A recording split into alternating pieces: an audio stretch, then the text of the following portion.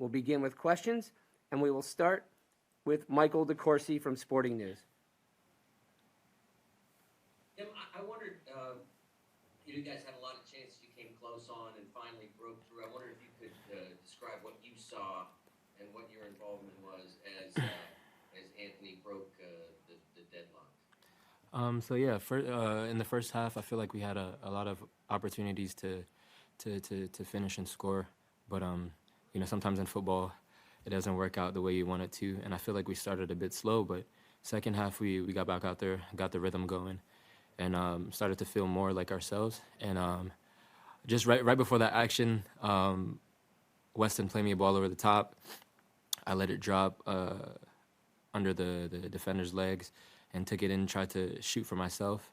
Goalkeeper saved it. Then it went back out to Jesus, and Anthony was at the right spot at the right time, and he was clutch, and he finished it off. So yeah, really happy about that.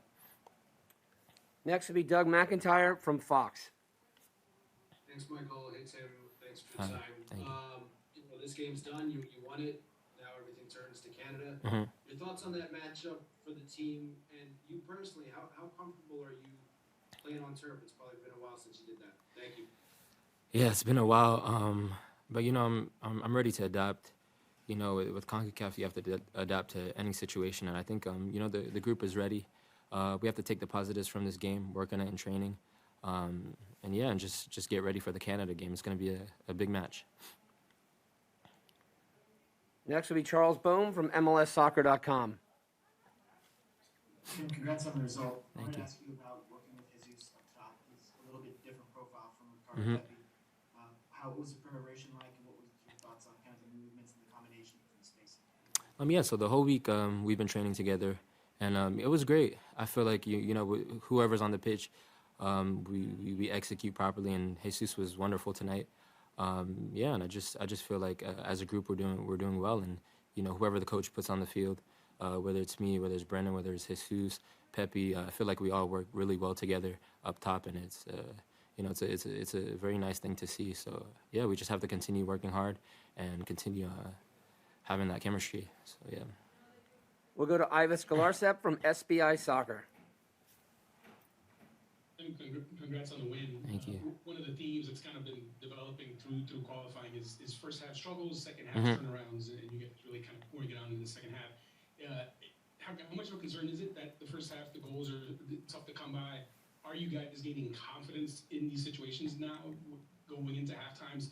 And a second one on Anthony Robinson and his just growth as a player. What does it do for you guys having a threat at left back like him across from Sergio Mendes? So first of all, I feel like it was a nice little relaunch game to get back in the rhythm. Obviously, we had so many chances to score, but we didn't end up executing, and we have to be better next game. But I feel like with this team, anyone can score, and that's a plus that we have. And I'm so happy for Anthony, and we just have to keep it up, keep working hard, and get back into training and focus on the next game and execute at the right times. We'll go to Jacob Myers from the Columbus Dispatch. Thanks, Michael. Tim, just in general, how did you feel the attack kind of changed in the second half from the first half? What just, I guess, clicked a little bit better in that second 45? Yeah, so first half I feel like we were all a bit slow, lacked a bit of intensity. I feel like El Salvador came out a bit harder than us, and that should never happen. And I feel like second half we realized what we weren't doing right and came back out and applied pressure, and we ended up benefiting from it. Anthony getting the goal, and I feel like as a group we just have to come out stronger. But overall, I feel like the most important was fighting out and getting those 3 points. So we're happy about it, and we just have to come out better next time. We'll go to Emily Olson from USA Today. Hey Tim, thanks for the time. Don't want to move on too quickly, but you're out here performing well. I don't know if you've been able to see it, but Jonathan David is just out here chipping goalkeepers scoring for Canada. You're obviously familiar with him. Going into this matchup, how much is that familiarity benefit, and what's the banter been like? That's my guy. We always go at it. But most importantly, I love watching him succeed. Great guy, one of my best friends on the team, and I wish nothing but success for him. seeing what he's doing has really been great, and it's pushed me to work even harder. And I think having that brotherhood, we really like to compete a lot. So we've been waiting for this game the whole year. We've been talking about it. We've been joking about who's gonna win, who's gonna score. So good vibes, and I feel like both teams have the firepower, and we just have to execute the right way. I feel like we have what it takes to get the job done, and yeah, we're focused on that game now, and hopefully we can execute. Next will be Jonathan Tannenwald from the Philadelphia Inquirer. Thank you, Michael. Thanks again, Tim, for the time. Again, admittedly, looks a little forward to the next game, but you're going to go from one of a number of games that you guys play against a team that is probably a little more defensive, a little more of a low block, to a team that is going to be top of the standings, coming home to play the team probably wants to beat more than any other, and turn the game into a track meet if you can, given the players that are going to be on the field. How much of a transition of style, of atmosphere, of any way you want to take, do you think this is going to be on a short turnaround, and how do you prepare for it? So yeah, going into the Canada game, we have to go into this game really humble and with the right work ethic. Canada has a lot of big hitters. We have a lot of big hitters too. So I think we just have to go in with the mindset that we have to fight it out, and we have to find a way to get a result. And I feel like it's gonna be a great game to watch. And Coach has everything that we need to prepare for the Canada game, and we just have to go into training, turn it around, recover, get into training, work on what we have to work on, fix some things, and yeah, I feel like we'll be ready for the game. But it's gonna be a nice game to watch, for sure. We'll go to Kyle Bond from Sporting News. Thanks, Michael. Thanks, Tim. I appreciate the time. Thank When you guys spend months at a time at a club and then can get called into the national team, is it difficult, to build a chemistry like you seem to have tonight with Serginho Dest on that side? This game is very much about chemistry, whether it's in the midfield, on the flanks, whatever.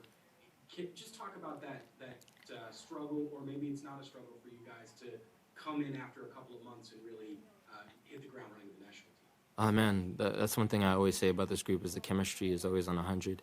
I've been playing with Serginho for years, since we were 14, 15. So I know his tendencies. I know when he's gonna play me. I know when he's gonna do his thing. And yeah, I feel like that connection's great, and that goes for everyone else on the pitch. I feel like we all connect really well. And being that we're at different clubs in Europe, some of us play, some of us don't. So it's just about getting back into camp and getting that rhythm. And this was a good game to feel everything out and get that rhythm again. And hopefully next game we can give the supporters even better. And yeah, just I'm ready to get back out there. We'll take two more questions for Tim and start with Claudio Villalobos. Thank you, Michael. Tim, one could argue that you're one of the most improved players in the team, especially since you started becoming one of the starters mainly. I'm curious about how much the Greg's tactical idea has helped you become that kind of a dangerous player that you're now on the national team. Yeah, Coach Greg, huge thank you to Coach Greg and the coaching staff. The way we play here is really beneficial for me, because the one thing I love to do is make runs in behind, and I feel like our game really provides that. And just the group has been amazing. Coming back and being with the boys, so many ups and downs in this year. It really is a huge confidence boost, and every time I go out there, I want to give 100%. And I try to do that. Some days it might not work, some days it will, but the most important is that I'm out there with my family and enjoying. And I'm starting to feel better.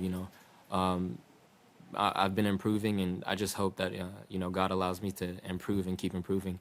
And I have so much more to give, and I just can't wait to see what the future has in store for me. Our last question comes from Andrew Jones from Spotify.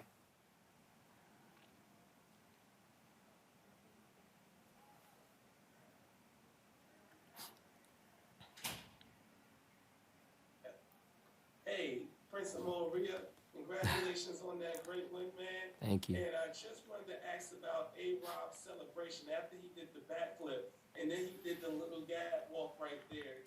I saw you and Christian laughing about that. Can you talk about that celebration that he did there? And that celebration always hypes us up. A-Rob has been excellent for us this whole in every window. You know, he's a huge part of the team, and we love him and cherish him. And I'm glad he's getting the glory tonight. He really deserves it. And he kind of scared me because I thought he pulled his hammy, but you know, it all worked out in the end, and he played a wonderful game. Man of the match for sure, truly deserves. So I'm happy for him. I'm happy for the group, and we just have to, you know, continue. And you know, I'm happy with how everything's going. So yeah, thank you.